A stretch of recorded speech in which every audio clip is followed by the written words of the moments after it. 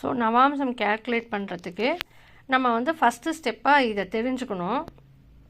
எதெல்லாம் வந்து ஜல தத்துவத்துக்கான ராசி, எதெல்லாம் அக்னி தத்துவத்துக்கான ராசி, எதெல்லாம் வந்து பிருத்திவிக்கான ராசி, எல்லாமே ஆகாசத்தில் தான் இருக்குது.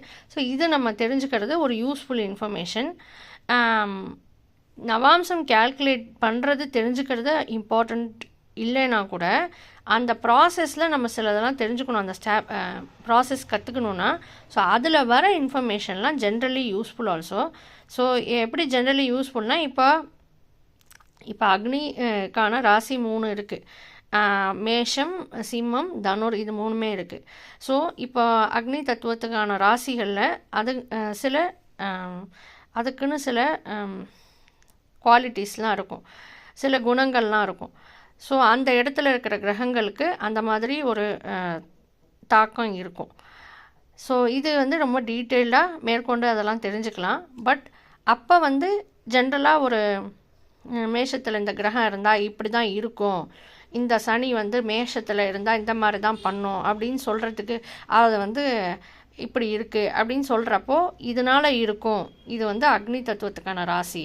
ஸோ அக்னி தத்துவத்துக்கான ராசிலாம் என்னென்ன அதில் ஸ்பெஷாலிட்டிஸ் இருக்கும், ஸோ அதனால தான் இப்படி சொல்கிறான்றத நம்ம அப்போ தெரிஞ்சுக்கலாம். ஸோ அதெல்லாம் நிறையா ஸ்டெப்ஸ் இருக்குது. ஸோ இப்போ வந்து பேசிக்காக இது வந்து இந்த மாதிரி ஒரு 4ஆக பிரிச்சிருக்கோம்.